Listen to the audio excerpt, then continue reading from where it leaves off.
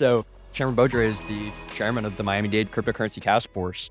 If you were watching the fireside with Senator Cruz, he specifically mentioned Miami as, in some ways, a direct competitor to what cities like Austin are doing, what states like Texas are doing. And it's brought up this theme of, all right, what is the difference between state versus federal versus city level legislation and regulation?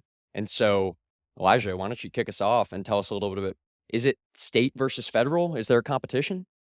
Well, first of all, thank you so much. Thank you to the institute, to everyone actually that's here, that are Bitcoiners or blockchainers more broadly. Um, there's no versus. There is no versus at all. That's the first thing I want to say. All government is local government, right? So even the things that happen, especially things that happen here in this city, that reverberate out to the districts, the counties, the cities, to every individual citizen. Um, I have been very blessed to be on this. I'll call it a this Bitcoin journey since 2012, when I first came into contact with it, living in Shanghai, China. And since that time, creating my own coin, working with other people in Southeast Asia, and eventually moving back to America, and actually, being a crypto evangelist, going to many quinceañeras and bar mitzvahs in Dade County, with my government position, but also talking about this blockchain and this Bitcoin.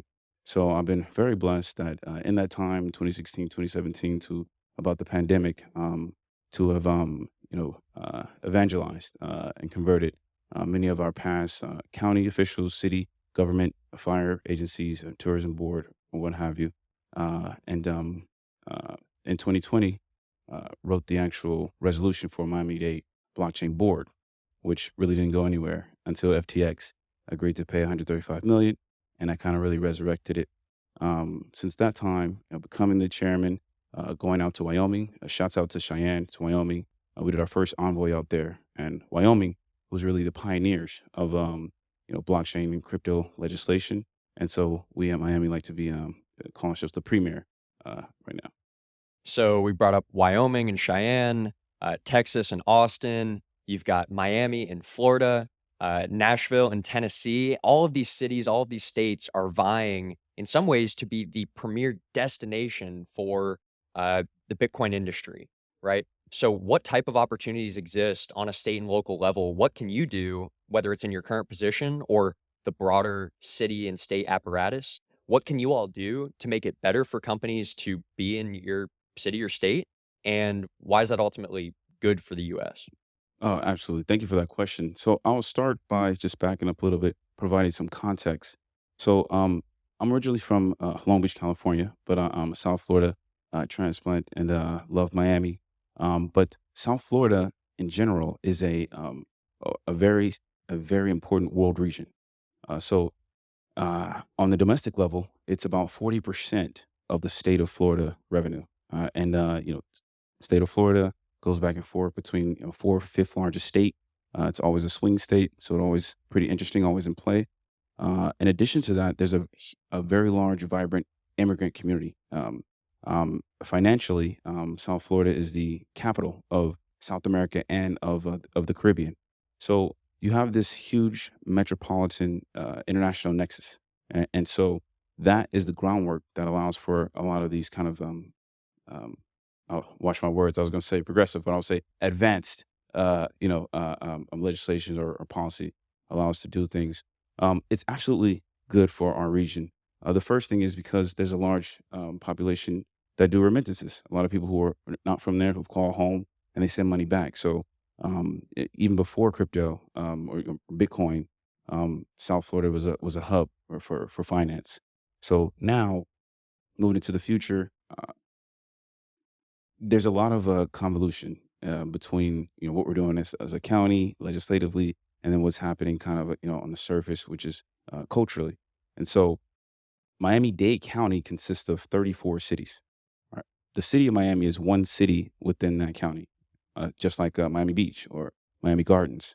So, um, but the county, because we've written policy, allowing some of the first to allow crypto, for employee payments, also for accepting of taxes and fees. And the next actual round will be um, I've written a municipal blockchain pilot program that we're getting ready to launch. And so this is a non-payments, non-finance side because we're still doing lobbying at the state level, and then obviously here in DC at the federal level, you know, see how those rules play out. But um, utilizing the technology, integrating it, just really sets it up for the future so that people can use their Bitcoin, and access to uh, the upside it has for the future. Yeah, one of the things I like about this conversation and being able to speak with you is so much what we've been talking about at this conference has been from a federal perspective and how Bitcoin aligns with American values like, you know, freedom, financial privacy, financial inclusion. And what I think is pretty amazing about our current system is that you can do things at that federal level that embody those values, and you can do things at a state level that embody specific values of your state or local, government's uh, ultimate goals and values, right? So we've seen, especially kind of post COVID, people are moving to cities and states that align more or less with their values. And I think the Bitcoin industry and the broader digital asset industry has shown that to be true on both a state and federal level. There are companies talking about if they don't get regulatory clarity, you know, they're open to leaving the country. We've seen companies already do that. We've seen, in some ways, lack of regulatory clarity and lack of clear guardrails in this country keep companies out of the US from the beginning. And then we're not able to regulate them as efficiently and effectively, and bad things happen. And I think you see that at a state level as well. You see companies moving to different places because they go, okay, maybe at a federal level, we don't have this all ironed out, but at least this state gives me decent guardrails that I know where to draw on the lines, essentially. And so wrapping this up, I am curious whether you want to talk about what's on the pipeline for you all, or just broadly, what type of clarity can Miami-Dade and the state of Florida provide, maybe that federal government can't? And what do the next few years look like for you and your role in your city and your state? Well, excellent. You're a very great question answer. Actually, I want to say that too. It's been flawless. I've got to take some lessons from you. Well, I'm glad you asked that. So, at a national level, at a global level, I've been an expat for 9 years. I lived in China. I've been over 40 countries and done business in 11 countries for myself. After the financial crash, I was a banker working in New York, hedge fund private equity sales, and just watching the global reverberations that had. Um, the U.S. being number one in Bitcoin is a national security issue. I'll say that again. It's not a novelty. It's not an extra thing. It's a national security issue. Um, from being hyper local, but like I said, with my experience in it and seeing where it was when I first started with it to now, and then now to even to have written legislation or policy, and now to even be here in DC and give my comments and congressional hearings or what have you. Um, it- the number one reverberation for me is that we're running out of time. Right? If you look backwards, empires and nations can blink. They can blink. Right? American exceptionalism is not guaranteed. It's only guaranteed if we continue to guarantee it. Right? Hiding our hand in the sand or allowing something so revolutionary to be become in our partisan back and forth labyrinth is one of the biggest mistakes we can ever make. And so for me, looking about from my position, what I can actually do on the finance side, um, Wyoming has showed the way of how to lobby, how to advocate your CFO for your state for fintech sandbox, so that you can actually loosen some of the regulations around how you transact, different issues with money seller's license or FINRA or or what a municipality can custody. So that's something that's is ongoing. But what I did to two things I did to that I'm doing that we're doing to try to not circumvent but to continue progress is one, this pilot program that focuses on the use of the underlying technology, which is the blockchain, and integrating that into everyday life, much like El Salvador wallets, but they did it right with the payments. So, they have the pain points, but getting people integrated in technology makes it easier than to, once the finance question is settled, to turn that on. The second one though is something a little more ambitious that I guess I'll share here. And so um, we cannot custody any crypto. So the Miami-Dade County, we don't hold. There's no crypto person or blockchain person that's holding crypto. It's third party, right? So people can still access it. All right, we've been progressive in our policies and are just kind of been able to push and experiment in those things. But I just want to be very clear. Um, so that will go on. But so if you're paying taxes and fees, you have to pay that to the state one to one, right? But there's non-discretionary funds that we collect, right? And so if you leave a tree in your yard for 6 months and you don't, pick it up, and you get a $10,000 bill. That money is not necessarily one to one owed to the state, right? It goes into a separate account for the county.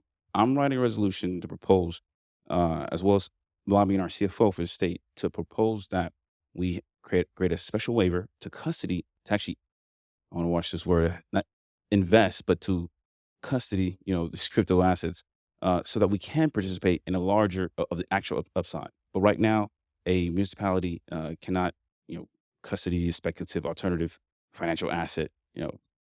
It's not in our fiduciary purview.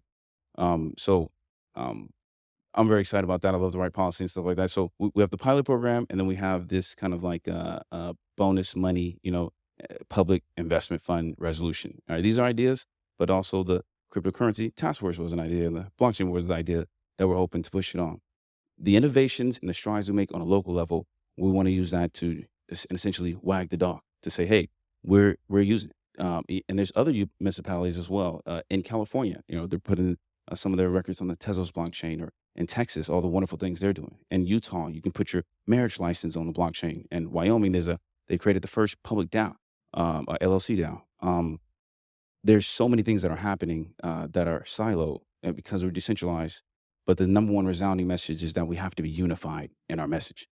Is that it's not if I like crypto or don't like Bitcoin or this industry. We must move forward in engaging it so that America keeps its place in the front of technology. Imagine if another country created the internet or created the cell phone or the cloud computing, right? And America wasn't the dominant in there. It would be a different paradigm, right? And so that's kind of my biggest message is that we all should be unified as we're decentralized.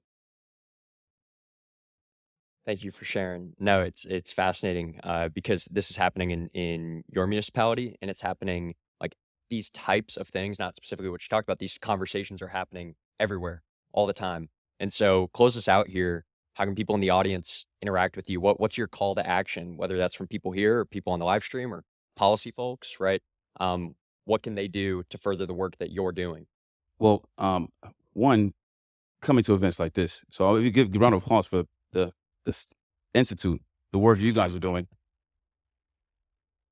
Honestly, I honestly, thought we were clapping for the audience, so my bad. well, I mean, well, that's the reason why, information, education is the number one resounding thing. So coming together, being unified in our message. That's why we sponsored. We wanted to be a sponsor for this event. All right. So, in addition to being a crypto public official, I'm also co-founder and creator of the BitPoint, which you see here. And the BitPoint is basically our collective. It's a crypto info news show, but also it's our mission is to to chronicle the phenomenon of this fourth industrial revolution, and report on the team, players, and projects that are decentralized but with a unified message.